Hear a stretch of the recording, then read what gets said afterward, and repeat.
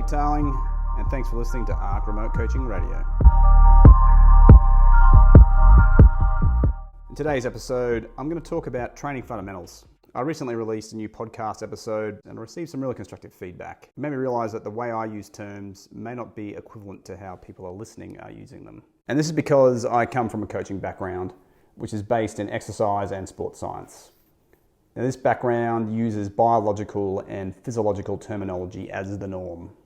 So I'll use the term stress, for example, which for me is a logical term to describe your body's response to a stimulus. It's a rather broad biological term. It can be narrowed down to specific examples and types of stress. I realize that when most people talk about stress, they mean it in a purely psychological sense. So when I use stress, it might be interpreted to be only talking about psychological stress. So I'm going to elaborate on stress, its meaning, and a few other things related to training because of this. So if you don't understand the context of the terms I'm using, then what I'm saying is likely going to be misinterpreted. And I want to avoid that. I want to make sure that what I'm intending to say is most likely going to be perceived by you in the same light. So in the past, I've covered various aspects of what I consider to be fundamental to training theory. These have been released since 2017 or so as a series of videos and podcasts called Whiteboard Wednesdays. I figured though I probably need a rehash on some key or fundamental concepts. This will establish a suitable baseline for future episodes and content. So without further ado, let's talk on ARC Remote Coaching Radio on Training Theory, Part 1. Assumed knowledge. So to be effective with training towards whatever your outcome is, there are a number of aspects that will contribute to your success. It is relatively easy to simplify and focus on just one thing at the expense of others as a way to make it easy to understand. But we have to appreciate that the body is inherently complex. You as a person have biological, psychological, and social aspects that can contribute or detract from your success in training for whatever your outcomes are. And these biological, psychological, and social aspects are interrelated. So you as a human, you have biologically, psychologically, and socially evolved to survive in a particular environment as a species. We aren't optimized to live underwater. We aren't optimized to live high up in trees.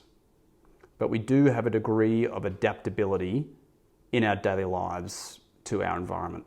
And this brings me to the first concept, which is the idea of homeostasis. So if you paid attention in high school, probably in grade 8 or grade 9, you might have been introduced into biology or some sort of similar subject. So homeostasis, what is it? Well, it's a dynamic state of equilibrium of the body, and it's required for optimal function for an organism and includes a whole bunch of variables. Things like body temperature, fluid balance, energy balance, your blood pH levels, your blood oxygen levels, blood glucose levels, potassium, sodium, calcium concentrations, and all these things and a few others need to be kept within some preset limits, which are called the homeostatic range. So your body will compensate and adjust all of these measures to keep it overall within this ideal range. The values for each of them aren't a fixed single value. They have a slight degree of variance, which is considered to be acceptable. And a classic example is your body temperature. Throughout the day, your body temperature will fluctuate as part of your circadian rhythm. Importantly, your brain seeks to maintain homeostasis, and it will upregulate and downregulate certain aspects and certain physiological functions of your body to obtain it. We can disturb the state of homeostasis. And how can we disturb homeostasis? There's a heap of ways. A really simple way is just to eat less food. That will put a whole bunch of your physiological functions out of whack. Your body will compensate for this though. It will liberate energy from fat stores as well as from tissue in order to get the energy it needs to keep you alive. You'll be out of homeostatic balance at this point, but once your body weight reduces, your energy demands decrease. Ideally, your body's trying to get you to a state where your energy expenditure matches your energy intake, and when it finds that, it'll go back to its balanced state. Another take on this is called allostasis. So it's a state of variable equilibrium in the body. And in this, your body will trade off certain aspects of its physiology to optimize other aspects of its physiology. So whilst homeostasis has, a degree of range, allostasis accepts that your body is constantly trading off different things in order to optimize itself for its current environment. The 6 things that underpin allostasis are that organisms are designed, inverted commas, to be efficient, that the efficiency requires reciprocal trade-offs. This efficiency has a need to be able to predict future needs as well. This prediction requires each sensor of your body to adapt to the expected range of input. Prediction demands that each effector adapt its output to the expected range of demand. And then finally, predictive regulation depends on behavior, while neural mechanisms also adapt.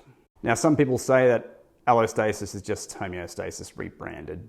So if we look at homeostasis, which is trying to achieve a degree of balance, and allostasis, which is a sort of dynamic balance, that sets us up for everything else we're going to talk about. Before we get into a bit more training theory related to adaptation and improving, we also need to define health and fitness. These 2 terms are often used interchangeably, or they're perceived to be similar or the same thing.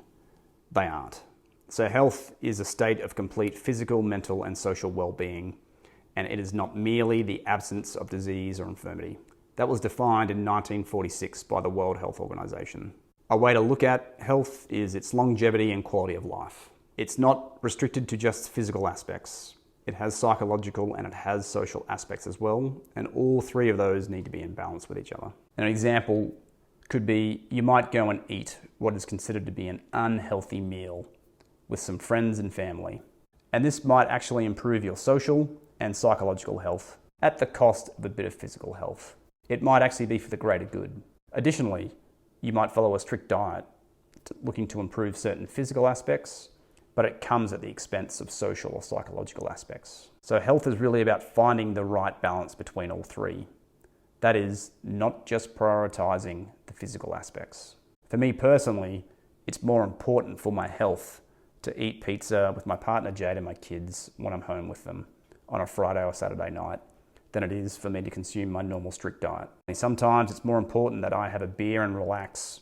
While this is going to reduce my physical health to a degree, it's going to improve aspects of my psychological health as I get a break mentally from what I'm doing. This brings us to fitness, and I use this term with its specific meaning. And fitness is simply suitability for a role or a task. That is not the same as health, and it is not a positively elevated level of health. It is not how lean you are. It is not how aesthetically appealing your body is as defined by whatever the current social trends are, as these trends, by the way, change over time. And it's not how good you are at doing aerobic work. Fitness is task specific.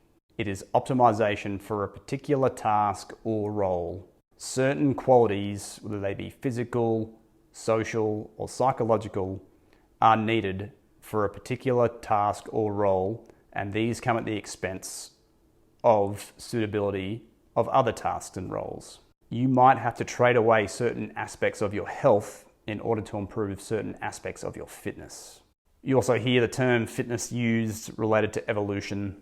Darwin's quote, "Survival of the fittest," comes to mind. For fitness, according to Darwin, he's actually talking about genetic fitness, which is the suitability of a species to its environment.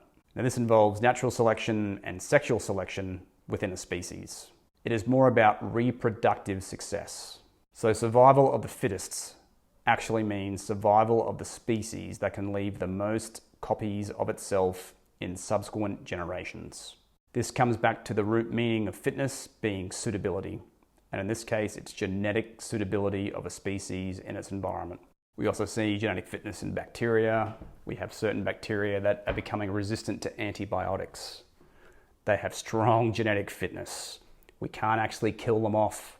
They are developing more resistance to more powerful drugs, which means as an organism, they are doing really well. So kudos to them if they're listening. So what I'm getting to is the fact that health and fitness are not interchangeable terms. You can develop both, but there is likely going to be a trade-off between them. With this in mind, high-level athletes are not necessarily good examples of health. And this is for a number of reasons, and I'll list some examples. Firstly, if you look at sports that have weight classes, so strength sports, weightlifting, powerlifting, strongman, combat sports, so mixed martial arts, boxing, and a few others. A lot of these sports involve athletes that will do weight cuts. There's a few different ways you can cut weight to make weight for a competition. but it can involve a significant reduction in energy intake, which equates to unhealthy nutrition practices, and or extreme dehydration. This is effectively unhealthy. Both of these are massive disturbances to homeostasis. We are affecting our energy balance and we are affecting our fluid balance by doing either or both of these. But it's being done to optimize performance. If you can weigh in a particular weight class, regardless of what you weigh during the competition, you may have an advantage. Cutting weight has killed people in the past, usually through extreme dehydration. It can also severely affect endocrine processes, causing damage or failure of organs. So yeah, that's a typical athletic pursuit in weight class sports. It can be done in an effective and safe manner, but there are still people that do it in an extremely high risk way in order to gain more competitive advantage against their opposition. Talking of weight, we can also look at being overweight, which can lead to suitability in some sports or particular positions in team sports on the field, or suitability to be successful in certain weight classes and weight class sports. So we can look at super heavyweight weightlifters and powerlifters, sumo wrestlers. Now these examples could be strong. If we look at other sports where you might need a large player in a defensive position, this might result in a tactical or on-field advantage. But these athletes as individuals increasing their likelihood of disease, things like diabetes and coronary heart disease. On the flip side, being underweight, that is being of an unhealthy weight, can actually lead to suitability in some sports and some weight classes as well. Next, we have body image issues that can develop from sport. This comes from bodybuilding. It can also come from other sports like gymnastics and even performing arts like dance. High-level athletes have an increased injury risk, and this is very broad and it covers things like collision and brain damage, muscle and connective tissue tears, broken bones, and all these can occur in contact and non-contact sports. Training for these sports also is an exposure to at times excessive training loads, which might or hopefully optimize a physical quality. But as we know from research, increasing training load generally increases the risk of attaining an injury. It's just a matter of numbers. There is more wear and tear on the body as a whole. And you hear people also talk about imbalances between certain muscular groups. It might be more important to sacrifice one part of your body's function in order to improve another part of your function to be successful in your sport. For female athletes in particular, there is the female athlete triad, which sees eating disorders, amenorrhea and osteoporosis develop. We also can't ignore the fact that a lot of elite and even non-elite athletes dope. Athletes that dope are optimizing their performance at the expense of their health. We also see some pretty catastrophic effects of doping in females and the impact on their physiology. And if you're curious of this, just look up some East German athletes. You see some pretty damning effects of the East German doping program from the 60s and 70s. Additionally, there's also social and psychological negative effects that can result from elite levels of sport. So high levels of athletic performance might come at the expense of mental and social aspects of someone's health. This can involve things like isolation and removal from friends and family, where they're prioritizing their sporting prowess. They might miss key life events like the birth of their child. They might also find themselves unable to socialize as much as they may want to or may need to in order to improve their prowess in their chosen sport. Now, these examples aren't exhaustive, but there are some aspects of trade-offs, and it's highlighting the fact that fitness is a trade-off. You may trade off aspects of your health in order to improve your performance. And of course, it all comes down to a matter of investment and payoff, and what levels of trade-off you are willing to accept as an individual. And that really comes down to you. Moving on, I really want to get into this term a bit, and that's stress. So when I use the term stress, I mean your body's response to a stimulus, typically, but not always, from the environment. The response your body undergoes is a disturbance to homeostasis, and it results in biological actions by your body. Now, stress is caused by a stressor that is something that will disturb the actual state of homeostasis. You might think of a line appearing out of nowhere, a large explosion, or a car accident, someone pulling a knife or a gun on you. When these things occur, your body will respond, and we see the fight or flight response as an initial response to catastrophic or high stressful events. But stresses aren't always physical things that manifest from the actual environment. You can have the same response in anticipation of a threat, and you can also have the same response through your own cognition. That's right, your brain is so powerful, it can cause your body to respond in the same situation, which is crazy, but just demonstrates the power and strength of the brain. Your brain, though, is built to keep you alive. And this response is a protective mechanism. It's seeking to prime your body for a situation where it needs to either fight or run like hell. Further, your cognition can generate this same response through your own thinking. So your brain can interpret your thoughts that will result in a biological response without the presence of an actual physical threat to your body. And it's that aspect of stress that is most commonly referred to or talked about when other people that aren't me talk about stress. The definition I've laid out encompasses psychological stress. So when I say stress, I mean any form of stress, with psychological pain or manifestation or cognition being just one version of that. Running generates a physical stress in your body that causes a response. So does strength training. So does reducing your dietary intake, reducing water, consuming excess water. These are all examples of physical manifestations of stress. But additionally, things like having arguments with your co-workers or your friends and family, pressure from work, awkward social interactions, doing exams, all of these can also result in a stress response. They all result in a disturbance to homeostasis. So when I say stress, I mean a broad term that generates a biological response from your body. It can have physical or psychological origins. It can be real or imagined. It can be anticipated, or it can be a current event.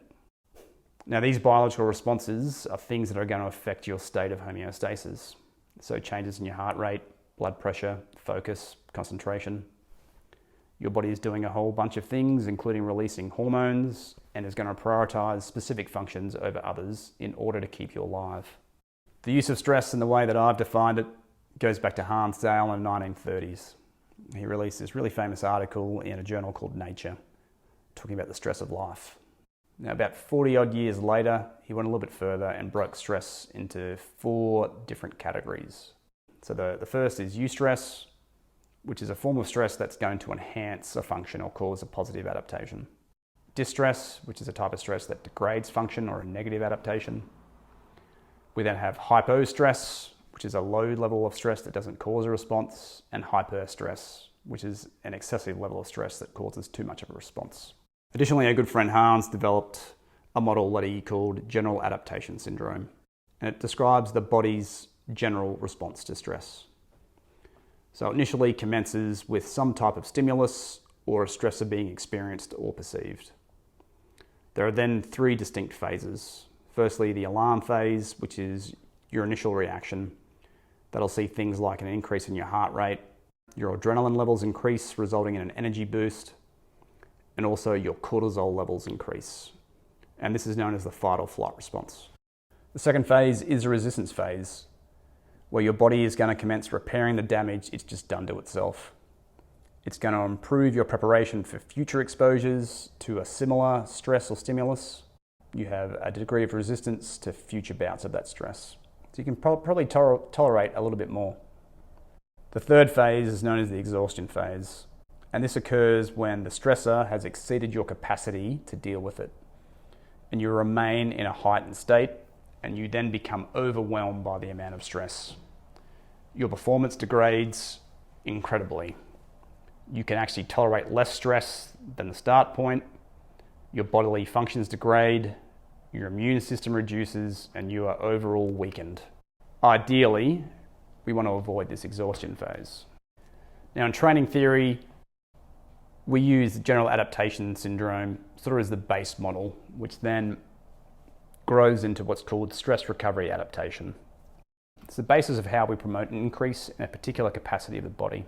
Undertaking training generates a stress that will actually decrease your performance. Your body will adapt or resist, and ideally, this level of resistance is increased for future bouts of that stress. And that might see you get stronger, faster, more powerful, gaining more endurance, or whatever else. And fundamental to all this is that concept of homeostasis.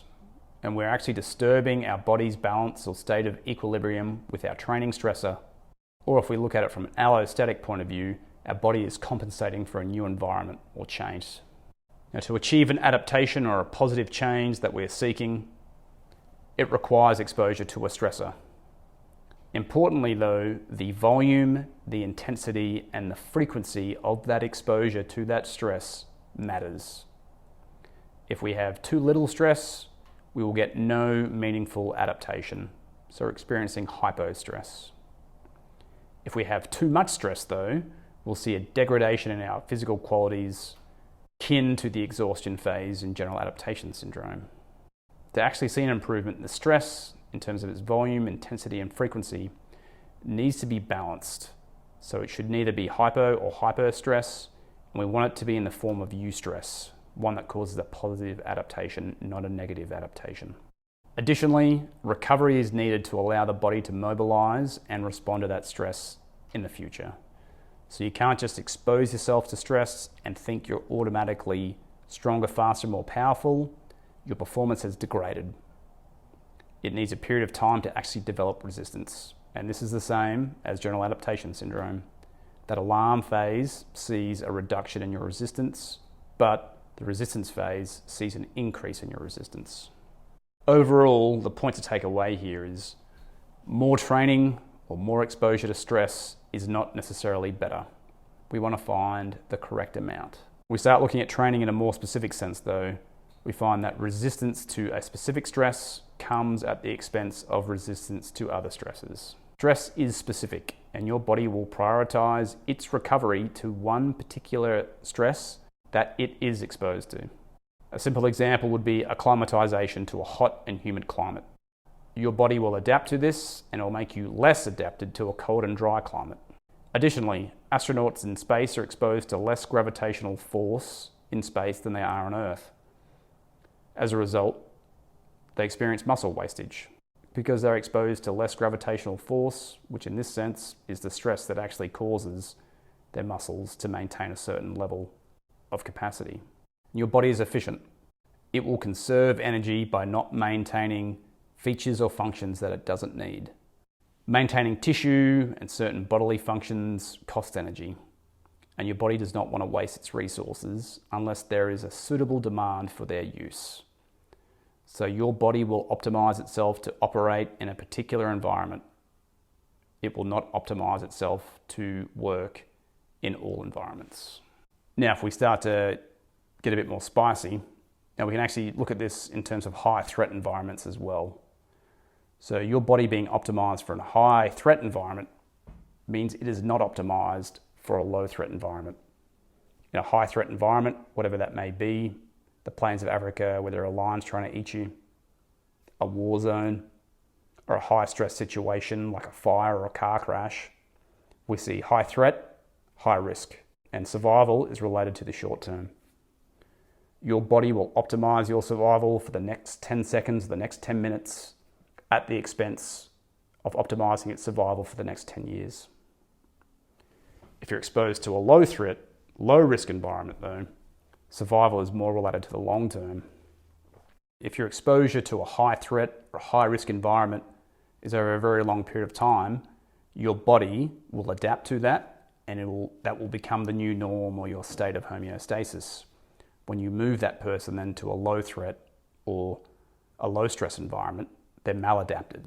This also comes back to health and fitness, and that is being healthy is balancing your body, that is physically, mentally, and socially, full longevity and quality of life. Being fit is optimizing your body for a particular task or role, that is being unbalanced in general, but able to perform in specific circumstances extremely well.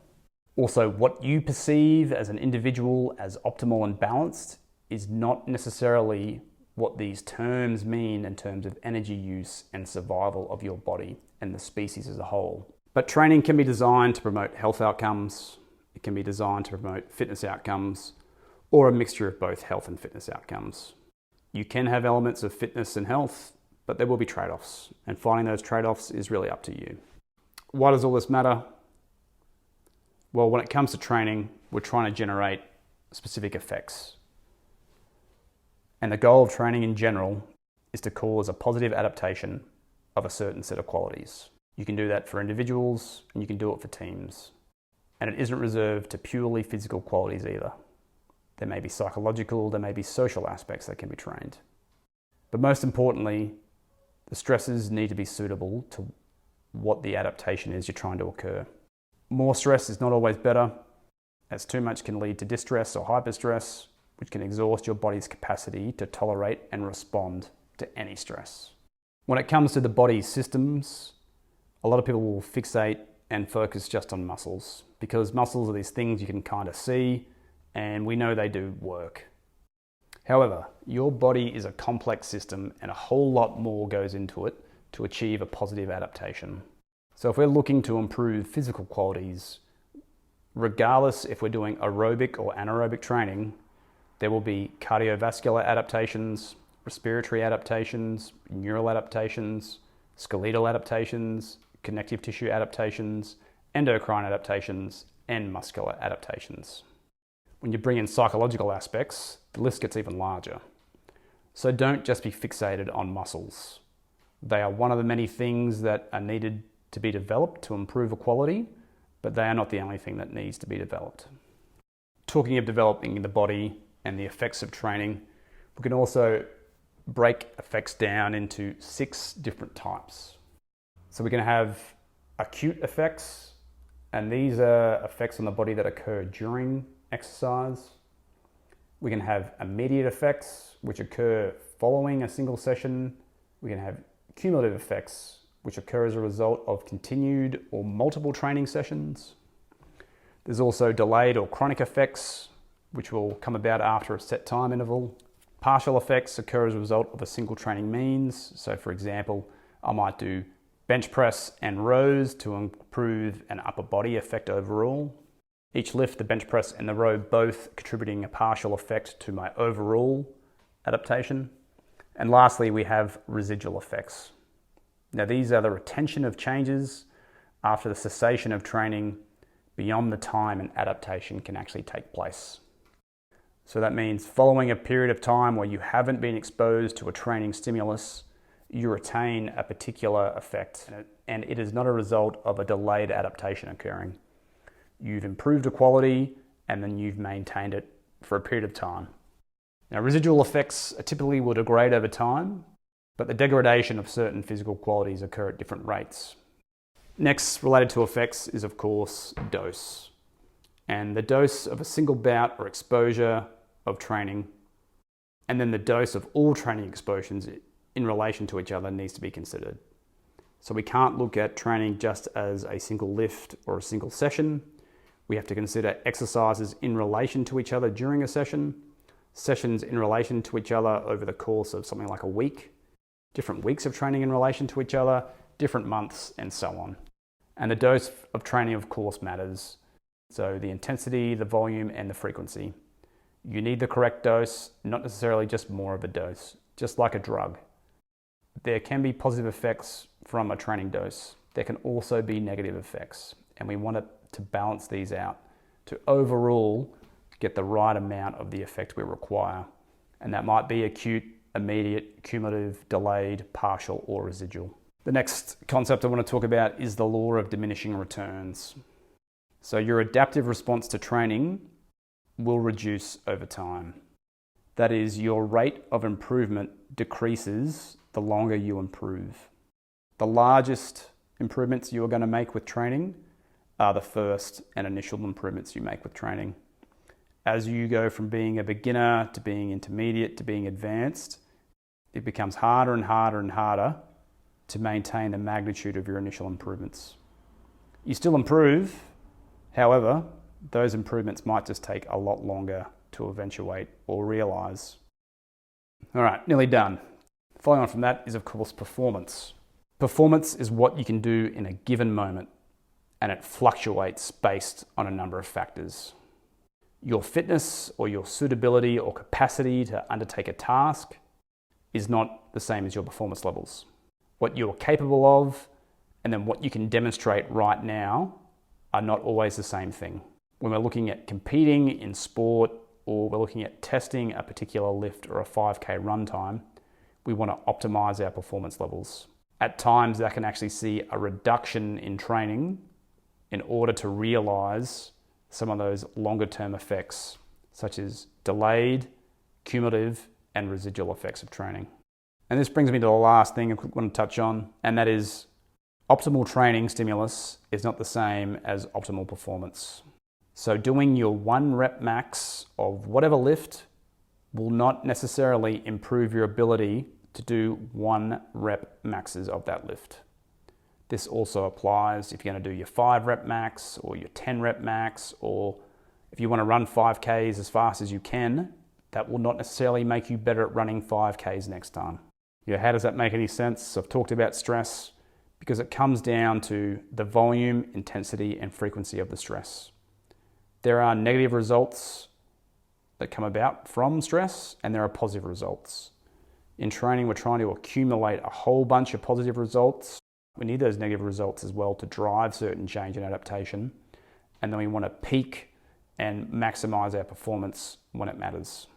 Anyway, that wraps up this episode on Training Theory Part 1, and we've covered off on assumed knowledge. In the future, we'll get back into a few more training concepts and how we can apply them to better design and implement training programs. And if you haven't already, don't forget to follow ARC Remote Coaching on Facebook, on Instagram, and YouTube. Or check out our website, arcremotecoaching.com.